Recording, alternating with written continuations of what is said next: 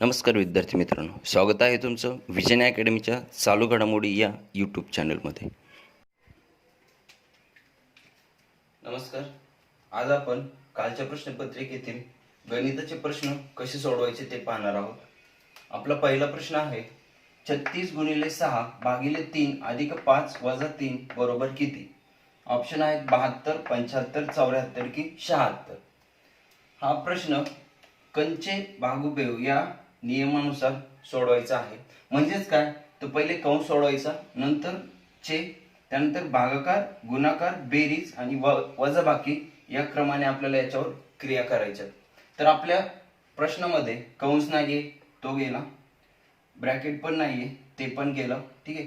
त्यानंतर काय, भागाकार आहे, मग इथं भागाकार आहे. पहिले त्याचा भागाकार करून घेऊयात. काय आपलं गणित 36 गुणिले, आता याचा भागाकार केला 6 भागिले 3 किती आलं 2. त्यानंतर काय, बेरीज, पुढचं गणित आहे तसं लिहून घेऊयात. ठीक आहे. त्यानंतर भागाकार झाला. आता काय आहे, पुढं गुणाकार करायचा आहे. 36 गुणिले 2, 36 दुने 72, पुढचं गणित आहे तसं लिहून घेतलं. ठीक आहे. त्यानंतर गुणाकार पण झाला. आता काय आहे, पुढं बेरीज, 72 अधिक 5 किती झाले 77 वजा 3, बेरीज पण झाली. आता काय राहिलं, फक्त वजाबाकी. मग वजाबाकी करा, 77 वजा 3 किती येईल 74, आणि हे आपलं उत्तर असेल की ऑप्शन नंबर 3. पहा, पुढचा प्रश्न आहे वैवारीवरील प्रश्न आहे आणि एकदम सोपा आहे. प्रश्न मोठा आहे, कन्फ्युजिंग आहे, पण लक्ष दिलं तर खूप सोपा प्रश्न आहे. समीकरण करायची गरज नाही किंवा सोडवायची पण त्याला गरज नाही. पहा काय सांगितलंय, महेशचे वय सारंगच्या वयाच्या निमपट आहे. म्हणजेच काय, सारंगचे वय महेशच्या वयापेक्षा दुप्पट असेल. मग महेशचे वय जर x मानलं तर सारंगचं वय काय येईल 2x. का, तर महेशचे वय सारंगपेक्षा निमपट आहे. म्हणजेच काय, तर सारंगचे वय महेशपेक्षा दुप्पट आहे. ठीक आहे. हे आपण आजचं वय लिहितोय. ठीक आहे, आजचं वय लिहितोय. त्यानंतर प्रश्नामध्ये आपल्याला सांगितलंय की 5 वर्षानंतर सारंगचे वय त्याच्या वडिलांच्या तत्कालीन वयापेक्षा 25 ने कमी असेल. कधी, 5 वर्षानंतर 25 ने कमी. ठीक आहे, एवढं लिहून घ्या. त्यानंतर जर त्याच्या वडिलांचे आजचे वय 55 वर्ष असेल, हे पहा इथं वडिलांचं पण आजचं वय दिलंय किती 55 असेल, तर महेशचं आजचं वय काढायचं. म्हणजे आपल्याला x काढायचं आहे.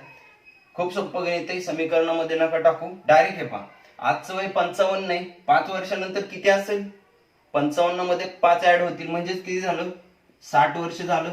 ठीक आहे. गणितात काय सांगितलंय, सारंगचे तत्कालीन वय म्हणजे त्यावेळेसचे वय वडिलांच्या वयापेक्षा कितीने कमी असेल, तर 25 ने कमी असेल. ठीक आहे. मग काय करावं लागेल, या 55 मधून 25 काढावे लागतील. ठीक आहे. मग कसं होईल, 55 वजा 25 किती आलं 30. ठीक आहे. हे कधीचं वय आलं, त्याचं आजचं वय आलं. कळलं ना कसं. हे पहा इथं काय आहे, 60 वर्ष आहे वडिलांचं त्यावेळेस वय, आणि त्याच वेळेस सारंगचं वय वडिलांच्या वयापेक्षा 25 ने कमी असणार आहे. म्हणजेच काय, 60 मधून 25 गेले. हे पहा 60 वजा 25 किती येईल 35. हे कधीचं वय आहे त्याचं, 5 वर्षानंतरचं वय आहे 35. पण आपल्याला आजचं काढायचंय. मग 5 वर्षापूर्वी म्हणजेच आज किती असेल, तर 35 मधून 5 वजा केले किती आलं 30. ठीक आहे. हे 30 आलं. मग काढा महेशचं वय. सारंगचं वय जर का 30 असेल तर महेशचं वय त्याच्या किती आहे, निमपट आहे. मग 35 ची निमपट किती झाली 15. हे आपलं काय होतं उत्तर. कळ, ऑप्शन नंबर 4, महेशचं वय किती असेल 15.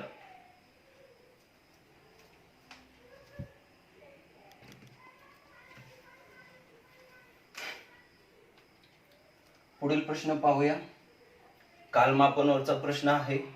प्रश्न मोठा आहे पण सोपा आहे. पहा प्रश्न काय आहे, सचिनचे घड्याळ दर तासाला 4 सेकंद पुढे जाते. जर सोमवारी सकाळी 11 वाजता बरोबर लावलेले घड्याळ त्यानंतर येणाऱ्या शनिवारी सकाळी 11 वाजता किती वेळ दाखवेल. ठीक आहे. यासाठी तुम्हाला काय माहिती पाहिजे, एका तासामध्ये किती सेकंद असतात.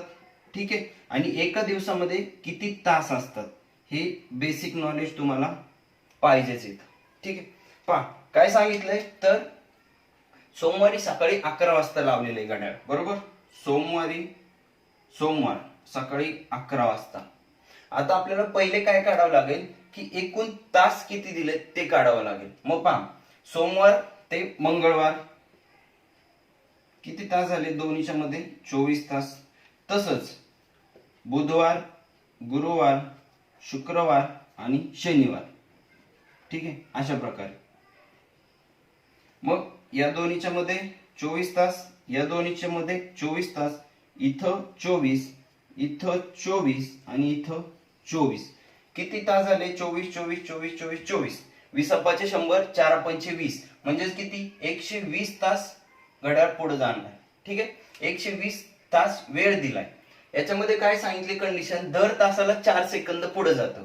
120 गुणिले 4, 12 चोक 48, म्हणजेच काय 480 सेकंद पुढे जाणार आहे, ठीक आहे.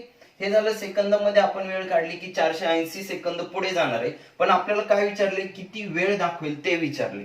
मग सेकंदाचं रूपांतर तासात करा. कसं करणार? 480, एका तासात किती सेकंद असतात? 60 सेकंद, भागिले 60 करा. 6 बरोबर ना? 6 पंचे 30, 6 36, 6 7 42, 6 8 48, म्हणजेच काय ते किती मिनिट? 8 मिनिट पुढे जाणार आहे, ठीक आहे. म्हणजेच काय ती वेळ किती दाखवणार आहे तर 11 वाजून 8 मिनिटं अशी वेळ दाखवणार आहे. कळलं? ऑप्शन नंबर आहे पहिलाच, 11.1108 अशी वेळ ते घड्याळ शनिवारी सकाळी दाखवेल.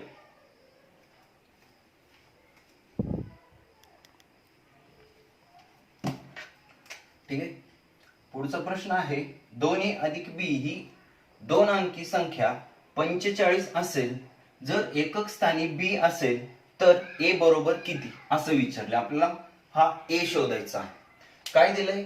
या दोन्हीचं उत्तर काय दिलंय? 45 दिले. म्हणजेच काय 2a अधिक b बरोबर काय आहे? 45 आहे, ठीक आहे. हे सोडवत बसू नका, ऑप्शन वरनं डायरेक्ट उत्तर निघेल, ठीक आहे. यापैकी नाही, हा ऑप्शन लगेच द्यायचा नाही कारण उत्तर असू शकतं, ठीक आहे. थोडा विचार करा. इथं काय दिले? 2a म्हणजेच काय 2चा आणि a चा गुणाकार आहे आणि त्याच्यामध्ये b ऍड करून किंवा b मिळून ही संख्या मिळते, ठीक आहे. म्हणजे काय 2 ने 2 ला गुणून चालेल का? नाही. आणि काय सांगितलंय तर b एकक स्थानी आहे, म्हणजेच काय ही 45, याचं एकक स्थान कुठलंय? हे, ठीक आहे. हे काय आहे? b बरोबर काय आहे? 5 आहे, ठीक आहे.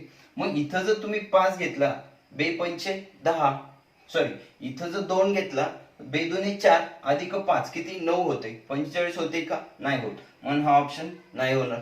त्यानंतर हा घ्या किंवा हा घ्या, 20 घेऊ पाहू आपण. 2 गुणिले 20 अधिक एकक स्थानी काय आहे? b, म्हणजेच 5 आहे. करा. 2 गुणिले 20 40 अधिक 5 बरोबर 45. आलं आपलं उत्तर, ऑप्शन नंबर 1. म्हणजेच काय तर a बरोबर काय असेल? 20 असेल.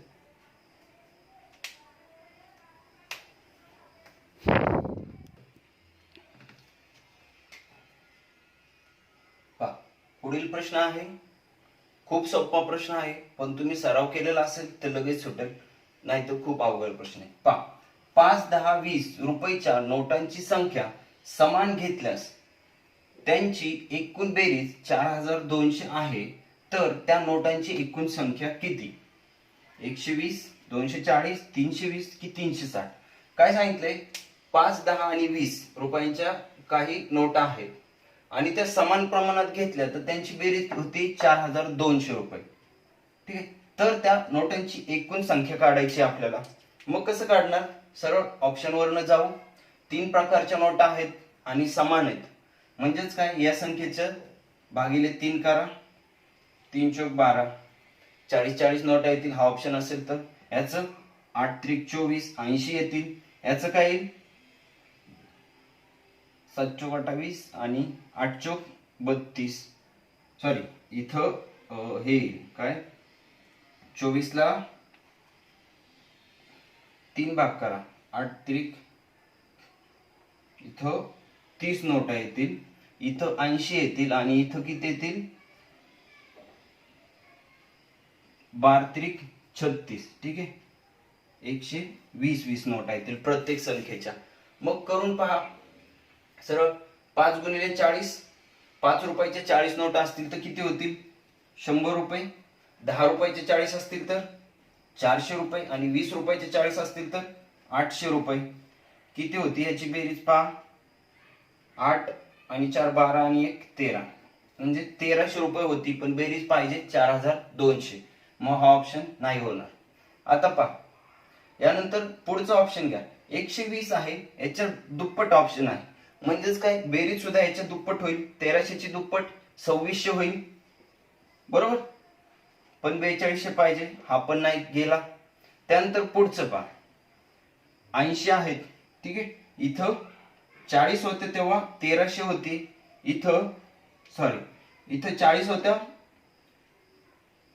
इथं 30 आहेत. म्हणजे याच्यापेक्षा कमीच बेरीज होईल काहीतरी, 1100 किंवा 1000. हा पण गेला. इथं 40 होत्या, इथं 80 आहेत. याच्या दुप्पट बेरीज होईल 2600, म्हणजे हा पण गेला. मग राहिला एकच हा. तर हा कसा होतो पहा. 12 गुणिले 120 किती रुपये होतील? 600. 12 पंचे 60 आणि वरचं 0. त्यानंतर 10 रुपयाच्या 120 नोटा म्हणजे किती होतील? 1200 रुपये. आणि 20 रुपयाच्या 120 नोटा किती होतील? 2400 रुपये. करा बेरीज. 6 आणि 4 10 आणि 2 12ला 2, हातचा आला 1 आणि 4200 रुपये. म्हणजेच आपला ऑप्शन काय आहे तर 360 नोटा असतील, ठीक आहे. थोडस ऑप्शन वरनं जाते वेळेस थोडस विचार करा. काय की एक ऑप्शन केलं ना, याची बेरीज 1300 आली. मग हे करत न बसण्यापेक्षा डायरेक्ट बघा. इथं 40 नोट आहेत, इथं 30 आहेत, म्हणजे ह्याच्यापेक्षा कमीच येणार आहे. सरळ हा उडवून टाका. त्यानंतर इथं 40 नोट आहेत, इथं 80 नोट आहेत, ठीक आहे. ह्याची बेरीज 1300 म्हणजेच ह्याची 2600 येणार आहे. हा पण गेला. राहिला कुठला एकच. 5 सेकंदामध्ये उत्तर येऊ शकतं.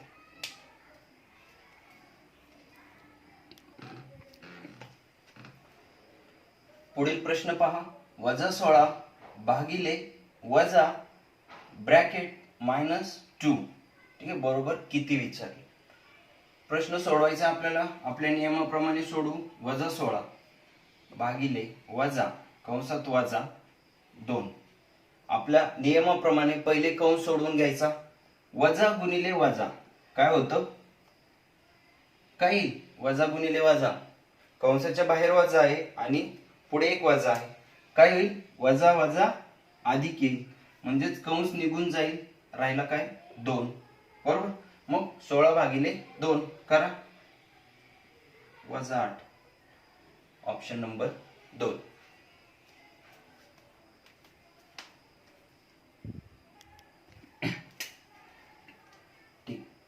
पुढील प्रश्न पहा. एका क्रिकेटपटूची पहिल्या 5 कसोटीत 184, 109, 115, 114, 111 धावा काढल्या. त्याने 6व्या कसोटीत किती धावा काढल्यानंतर त्याची 6व्या कसोटीची सरासरी 150 होईल. काय सरासरीचं गणित आहे. मग आपण काय करू, पहिले यांची बेरीज करून घेऊ, ठीक आहे. 184 अधिक 109 अधिक 115, ठीक आहे. पहा 5 10 19 23, 3 2 10 11 12 13, 3 1 1 2 3 4 5 6, किती झाली? 633. ही किती? 5 कसोटींची सरासरी झाली. त्यानंतर 6व्या कसोटीतल्या धावा विचारल्यात आणि 6 कसोटी नंतर सरासरी किती पाहिजे? 150. म्हणजेच 150 गुणिले 6 करा.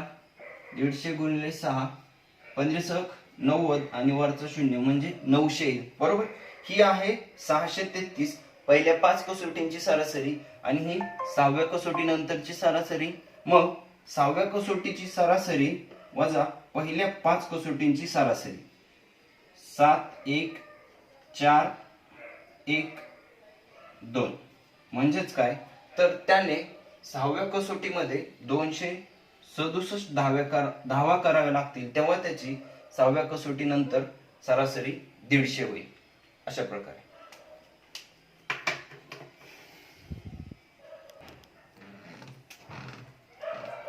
तर पहा, पुढील प्रश्न आहे, अशी लहानात लहान संख्या शोधा जिची दुप्पट केली असता 12, 18, 21, 30 ने पूर्ण भाग जातो. काय प्रश्न आहे? अशी लहानात लहान संख्या. इथंच याचं उत्तर आहे. लहानात लहान संख्या म्हणजेच काय? लसावी. आपल्याला इथं लसावी काढायचा आहे. फक्त एवढंच आहे की त्याची दुप्पट करायची. ठीक आहे. मग पहा, 12, 18, 21, 30 चा लसावी काढा. 12, 18, 21, 30. ठीक आहे. छोटे छोटी अशी संख्या घ्या जिने या पूर्ण संख्यांना भाग जाईल. 3 घेतो. 3 चौक 12, 3 सक 18, 3 7 21, 3 10 30. ठीक आहे. यानंतर पुढची भाग कशाने भाग जाईल? 2 ने. 2 2 4, 2 3 6, 7 आहे तसे 5. ठीक आहे. यानंतर पहा, कुठल्याही दोन संख्यांना भाग जातोय का? लसावी म्हणजे काय की कमीत कमी दोन संख्यांना तरी भाग गेला पाहिजे. ठीक आहे. याच्या पुढं नाही जाणार.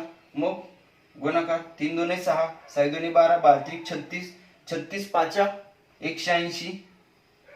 ठीक आहे.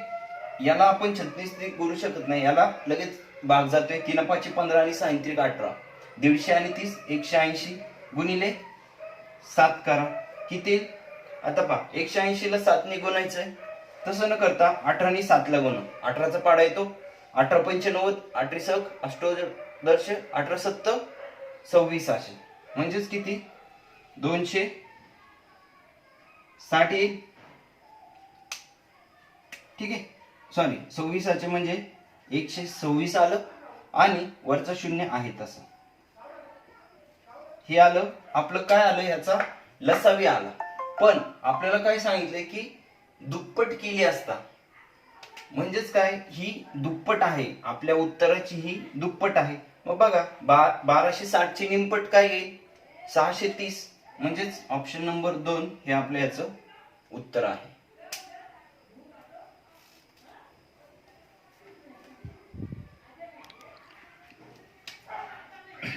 पहा, पुढील प्रश्न आहे, खूप सोपा प्रश्न आहे. 2x वर्ग बरोबर वर्गमुळात 324 तर x बरोबर किती? आता हा प्रश्न सोडवण्यासाठी तुम्हाला वर्गमूळ पाठ पाहिजे तरच प्रश्न सोडवता येईल. ठीक. तर काय करायचं? आपल्याला x बरोबर काढायचं आहे. पहिले काय करायचं? वर्गमुळात 324 आहे. ठीक आहे. वर्गमुळात 324 याचं वर्गमूळ किती आहे? 18. बरोबर, 18च आहे ना? ठीक आहे. याचं वर्गमूळ आहे 18. मग उत्तर काय मिळालं आपल्याला? 2x वर्ग बरोबर 18. ठीक आहे. समीकरण मिळालंय. याला दोन पद्धतीने सोडवू शकता. x आहे त्या जागी ठेवा. x वर्ग बरोबर 18 भागिले 2. का? तर इकडे गुणाकारात आहे, इकडे गेल्यावर भागाकारात जाईल. 2 1 2, 92, 18. म्हणजेच काय? x वर्ग बरोबर काय आलं? 9. बरोबर. मग काढा x बरोबर काय? कुठल्या संख्येचा वर्ग 9 आहे? तर 3 चा. झालं, आलं आपलं उत्तर. x बरोबर काय? 3. Option number 2. किंवा दुसऱ्या पद्धतीने सोडवायचं आहे तर पहा, 2x वर्ग बरोबर 18 आहे. ठीक आहे. काय सांगितलंय? कुठली तरी एक संख्या आहे जिचा वर्ग केल्यावर त्याला 2 ने गुणलं तर 18 येतं. मग कुठल्या संख्येला 2 ने गुणल्यावर 18 येतं? 2 गुणिले 9 होईल. 2 गुणिले 9 बरोबर 18. आलं. म्हणजेच काय? तर 9 हा कुठल्या संख्येचा वर्ग आहे? 3 चा. झालं, हे आपलं उत्तर. असं पण सोडू शकता.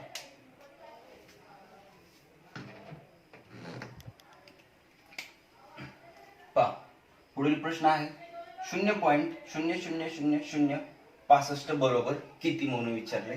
ऑप्शन दिलेत 65 गुणिले 10 चा वजा 8वा घात, 65 गुणिले 10 चा वजा 5वा घात, 65 गुणिले 10 चा 6वा घात आणि 65 गुणिले 10 चा वजा 6वा घात. काही करायचं नाही. शून्य नंतरचे पॉइंट घर मोजायचे. 1 2 3 4 5 6. 10 चा 6वा घात येणारे फिक्स झालं. हा ऑप्शन गेला, हा ऑप्शन गेला. राहिले 2 प्लस आणि मायनस. याच्यामध्ये काय करायचंय? जर ही संख्या शून्याच्या पॉइंटच्या इकडं असेल तर प्लस येतो, पण जर का पॉइंटच्या इकडं असेल तर मायनस येतो. म्हणजेच आपलं उत्तर काय आहे? 65 गुणिले 10 चा वजा 6वा घात हे याचं उत्तर आहे.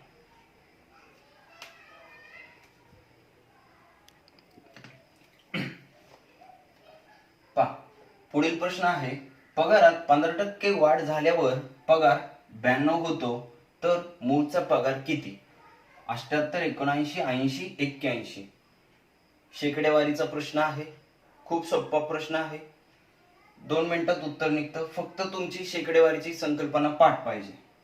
100 आहेत, याचे 10% काढायचे असतील तर कसे काढणार? हा शून्य झाकायचा. ठीक आहे. 1% काढायचा, 2 शून्य झाकायचे, हा याचा 1%, हे झाले 10%. ठीक आहे. तशी 625 आहे, याचे 10% काढायचे, इथं पॉईंट द्या, 62.5 हे याचे 10% झाले. 1% काढायचा आहे, 6.25 हे याचा 1% झाला. याच्यापेक्षा तर कमी नाही निघू शकत. ठीक. बरं, हे 1 झालं, 1% झालं, 10% कसं काढायचं ते झालं. समजा याचे तुम्हाला 625 चे 13% काढायचे. कसे काढणार? 1 पॉईंट दिला, किती आले? 62.5. हे बरोबर काय आहे? 10% झाले. कळलं?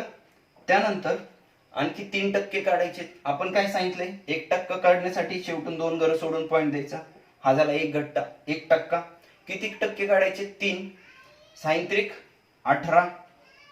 ओके, इथे लिहून घ्या 18. आणि 25 त्रिक 75. हे कुठे लिहिणार? इथं. कळ? मग काढा. 5 5, 7 5 12, 1 1 1 1, 81.25. कशाचे? 625 चे 13%. हे कळलं? टक्के कसे काढायचे तर. मग आता पहा, आपला प्रश्न काय आहे? एक त्याचा पगार आहे आणि त्याच्यामध्ये जर 15% वाढ झाली तर किती होतं? 92 होतं. सरळ ऑप्शन वर जा. एक ऑप्शन घ्या. पहिले पूर्ण संख्येचा ऑप्शन घ्या. हे पॉइंट मध्ये घेण्यापेक्षा सरळ पूर्ण संख्येचा ऑप्शन घ्या. 80 चे 10% काढा, किती होतील? 8. मग बघा, 80 मूळ पगार पकडूयात, त्याचे 10% बरोबर किती झाले? 8 झाले. ओके. आणि 10% बरोबर 8, मग 5% किती झाले? 4. करा बेरीज. 8 आणि 4 12, 1 92. आपलं उत्तर ऑप्शन. पहा, पुढील प्रश्न आहे. 2340 रुपयांना 15 शर्ट विकल्यास दुकानदाराला 60 रुपये तोटा झाला, तर प्रत्येक शर्टची खरेदी किंमत किती? ऑप्शन दिलेले आहेत. काय काढायचे? नफा तोटाचं गणित आहे. खूप सोपं उत्तर आहे, लक्षात ठेवा. 2340 रुपयांना किती शर्ट विकलेत? 15. आणि तेव्हा किती तोटा झालाय? 60 रुपये. म्हणजेच काय होतंय? 15 शर्ट मागे 60 रुपये तोटा होतोय, तर एक शर्ट मागे किती? मग काढा. 60 भागिले 15, 15 1 15, 15 चौक 60. एक शर्ट मागे 4 रुपये तोटा होतोय. आता आपण शर्टची विक्री किंमत काढूयात. 2340 ला किती शर्ट विकलेत? 15. मग 2340 भागिले 15, 15 1 15, राहिले किती? 8. 15 5 75, राहिले किती? 9. आणि 15 सख्ख 90. म्हणजेच एक शर्ट किती रुपयाला विकला? 156 रुपयाला. तेव्हा तोटा किती होतोय? 4 रुपये. मग याची त्याच्यामध्ये ऍड करा. 156 अधिक 4 किती झालं? 160 रुपये ही त्याची काय असेल तर खरेदी किंमत. Option number 3.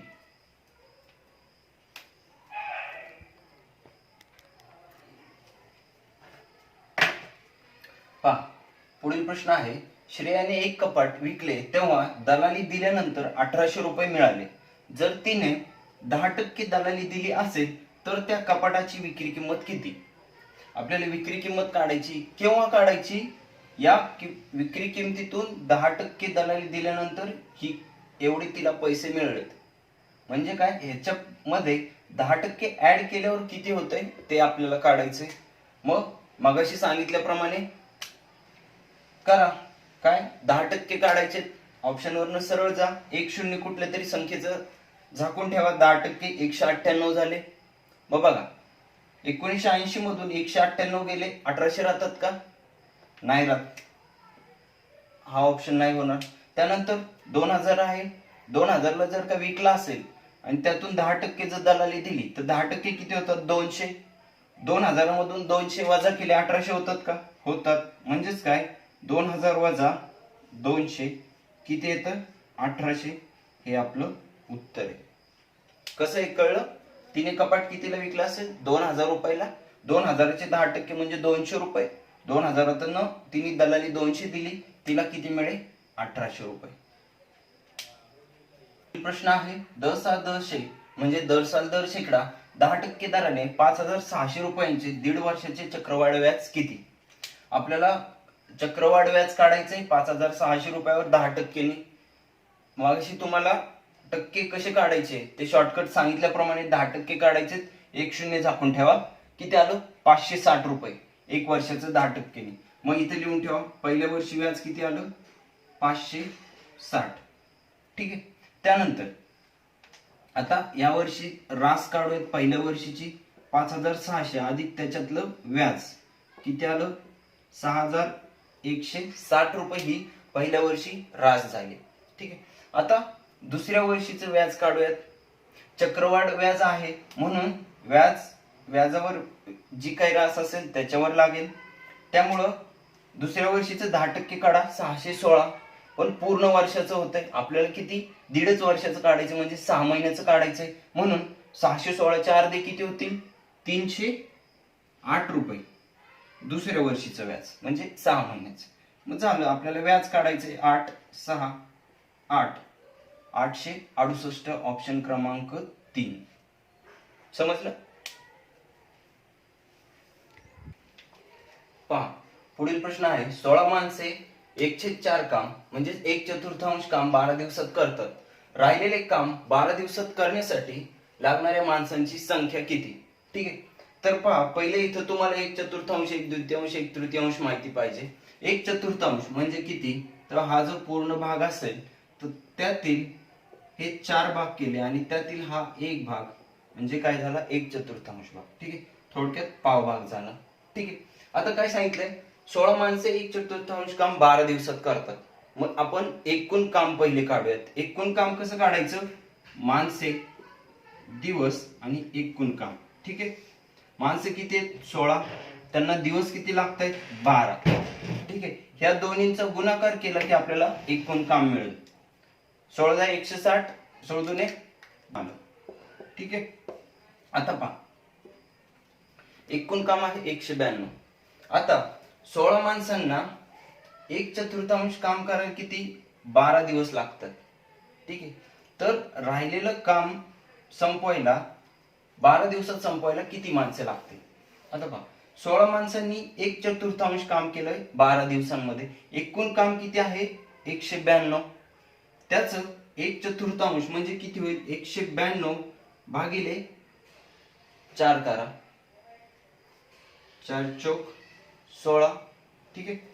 राहिले 3, 4 8 32. म्हणजेच काय? तर राहिलेले काम 12 दिवसात करण्यासाठी किती? 48 माणसं लागतील. कळलंय कसं केलं? पहिले एकूण काम काढलं. एकूण काम कसं काढणार? माणसं गुणिले दिवस. त्यांचं एकूण काम येतं 192. 192 हे एकूण काम आहे. ठीक आहे. त्यापैकी 1/4 म्हणजे 192चा 1 पाव भाग 16 माणसं 12 दिवसात करतात. ठीक आहे. तर मग राहिलेलं काम किती आहे? मग पहा, 48. 192 मधनं तुम्ही 48 वजा करा, राहिलेलं काम मिळेल. मग राहिलेलं काम 12 दिवसामध्ये डिवाइड करा, बरोबर तुम्हाला 48 माणसं हे उत्तर मिळेल.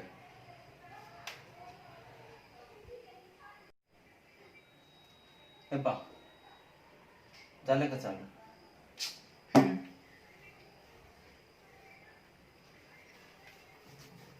पहा, समजलं नसेल तर परत पहा. एकूण काम आहे आपलं 192. ठीक आहे. ते 12 दिवसात कंप्लीट होतंय. ठीक आहे. 16 माणसांद्वारे. तर मग हे 12 माणसांनी केलेलं काम काढूया आपण. 1/4 काम किती असेल? 12 1 12, राहिले किती? 7. 12 72. किती आलं? 16. म्हणजे हा पाव भाग म्हणजे किती? 16 काम आहे. ठीक आहे. किंवा 16 माणसं एवढं काम करतात. ठीक आहे. 12 दिवसामध्ये. ओके. त्यानंतर मग हे एवढं काम करायचंय किती? 12 दिवसांमध्येच. तर माणसं किती लागतील ते विचारले. मग पहा, एवढं काम कराय 12 दिवसामध्ये 16 माणसे लागतात, ह्याला पण 16च लागतील, कारण माणसं तेवढीच आहेत ना. इथं पण 12च आहेत, सॉरी इथं पण 12 दिवस आहेत, इथं पण 12 दिवस आहेत. 12 दिवसात कराय 16 माणसं लागतात, मग हे पण 16 लागतील, याला पण 16 आणि याला पण 16. मग किती झाले? 16 एक 16, 16 32, 16 48. अशा प्रकारे किती? 48 माणसं हे काम करायला लागतील.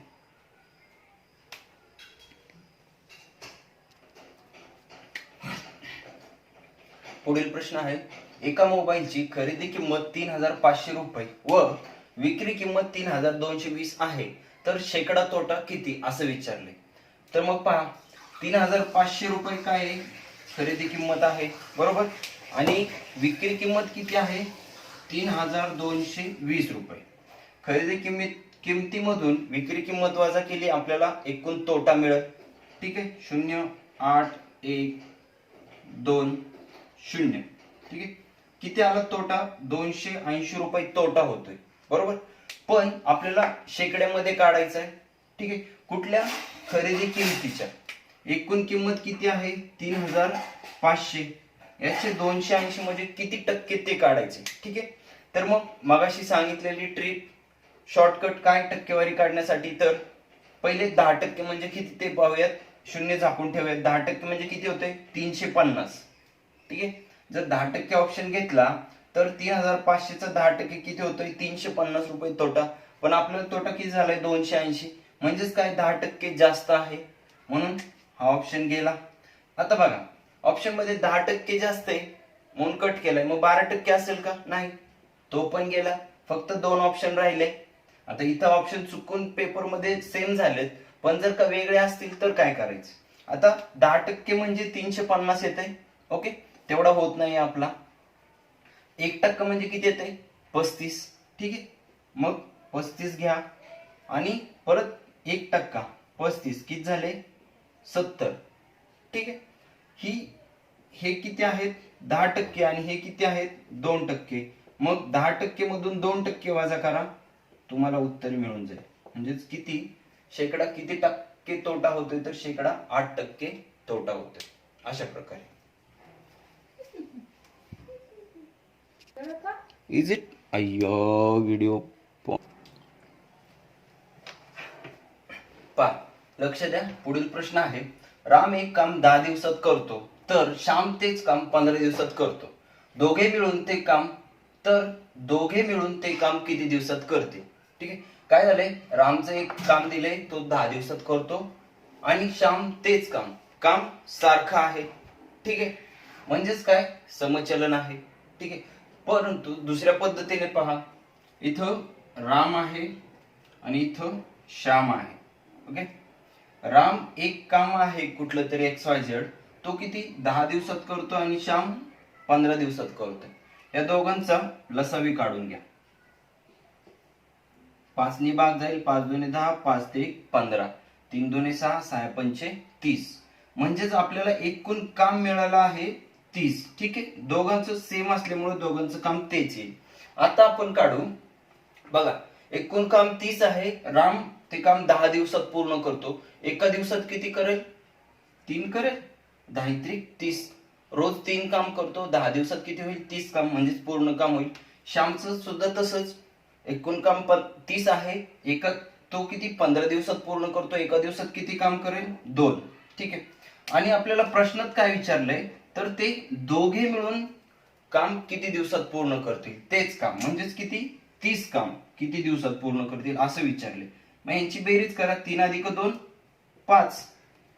ओके, म्हणजेच राम अधिक श्याम दोघे मिळून 30 काम किती दिवसात संपवतात? सॉरी, 30 दोघे मिळून एका दिवसात किती काम करतात? 5. तर मग ते काम करायला त्यांना किती दिवस लागतील? तर करा 30 भागिले 5. 5 1 5, 5 सख 30. म्हणजेच काय? तर दोघे मिळून ते काम किती दिवसात संपवतील? 6. हे आपलं उत्तर असेल. ठीक आहे,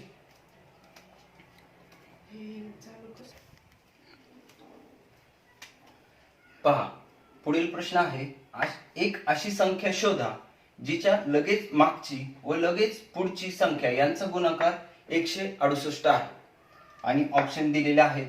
काय करायचंय? फक्त लगेच मागची आणि लगेच पुढची यांचा गुणाकार 168 आला पाहिजे अशी शोधायची. ऑप्शन वरनच करावं लागेल. पहा 17 जर घेतलं 17 घेतलं तर पुढची आणि मागची 16 आणि 18 होते. 168 पेक्षा खूप मोठा गुणाकार होते कारण 16 160 10नीच होते, 18नी गुणलं खूप होतंय म्हणून मग 16 गेली. आता जर का 11 घेतलं तर काय होईल 10 आणि 12 12 गुणिले 10 120 ते पण नाही होणार.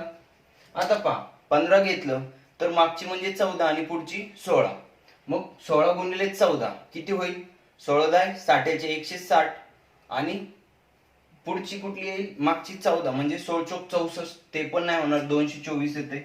मग 13 घ्या मागची कुठली येईल 12 पुढची काय येईल 14 12 गुणिले 14 करून पहा 12 10 120 आणि 12 चोक 48 म्हणजेच काय 120 आणि 48 168.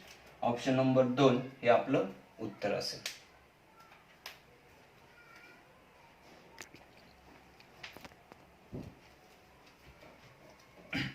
पहा पुढील प्रश्न आहे एका वर्तुळ केंद्रातून जाणाऱ्या जीवेची लांबी 23 सेमी आहे तर त्या वर्तुळाची त्रिज्या किती. ठीक आहे. हा प्रश्न सोडवण्यासाठी तुम्हाला वर्तुळ आणि त्याच्याशी संबंधित सर्व संकल्पना माहिती पाहिजे तरच प्रश्न सोडवता येईल. खूप सोपा प्रश्न आहे. ठीक आहे. मग काय करायचं हे पहा हे काय एक वर्तुळ आहे. ठीक आहे. हे वर्तुळाचं केंद्र. ठीक आहे. मग आता जीवा म्हणजे काय वर्तुळाच्या कोणत्याही दोन केंद्रबिंदूंना जोडणारी रेष काय झाली जीवा.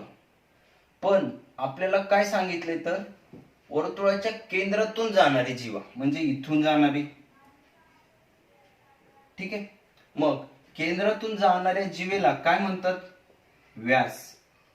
हा काय झाला व्यास झाला.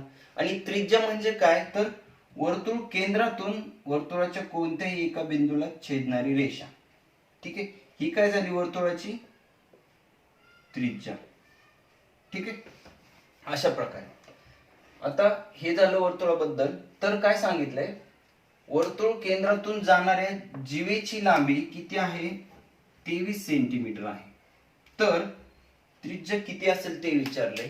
नियम आहे वर्तुळ केंद्रातून जाणारी जीवा म्हणजेच काय वर्तुळाचा व्यास असतो आणि त्रिज्या ही व्यासाच्या निमपट असते नेहमी.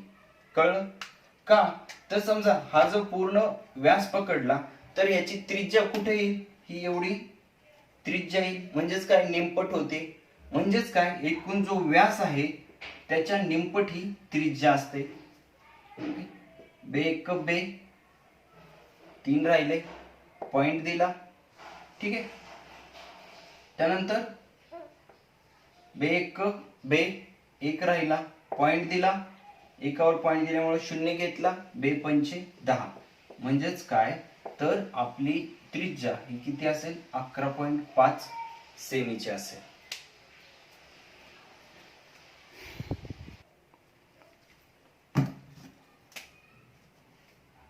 पुढील प्रश्न पहा एका मैदानावर 321 मीटर लांबीच्या रेषेवर प्रत्येक 3-3 मीटर अंतरावर मुलांना उभे करायचे आहे तर जास्तीत जास्त किती मुलांना उभे करता येईल. ठीक आहे. काय सांगितलंय एक मैदान आहे त्याच्यावर अशी एक रेष आहे याच्यावर प्रत्येक 3-3 मीटरवर मुलांना उभं करायचं आहे तर जास्तीत जास्त किती मुलांना उभं करता येईल असं विचारले. ठीक आहे. इथून रेष सुरू आहे. इथं पहिला मुलगा उभा राहील. ठीक आहे. इथं दुसरा तिसरा चौथा पाचवा सहावा सातवा आठवा नववा 10वा असं 321 मीटरची लांबीची रेषा आहे तर किती मुलं उभे राहतील असं विचारले. आता पहा पहिला मुलगा उभा राहिला याच्यामध्ये एक अंतर आलं 3 मीटर. दुसरा त्याच्यामध्ये 3 मीटर. प्रत्येक मुलामध्ये 3 मीटर अंतर आलं. ठीक आहे. मग 300 मीटरचं पहिले काढूया. 300 मीटरवर किती मुलं उभे राहतील 300 भागिले 3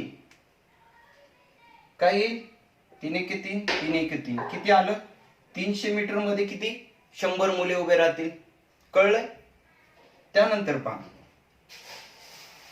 सॉरी 300 मीटर मध्ये 101 मुले उभे राहतील. का तर सुरुवात इथे आहे ना याच्या पुढे कुठं अंतर आहे. इथून सुरुवात केल्यामुळं 101 मुले उभे राहतील 300 मीटर मध्ये. मग खाली अंतर किती राहिलं 21 मीटर. ठीक आहे, मग 21 मीटरचं पण किती 3 मीटरवर मुले उभे करायची. 3 1 3 3 70 21. ठीक आहे, मग किती आले हे 101 आणि हे 7 किती झाले 101 अधिक 7 108 मुले त्या रेषेवर उभे राहतील. ऑप्शन क्रमांक 4 108 मुले उभे राहतील.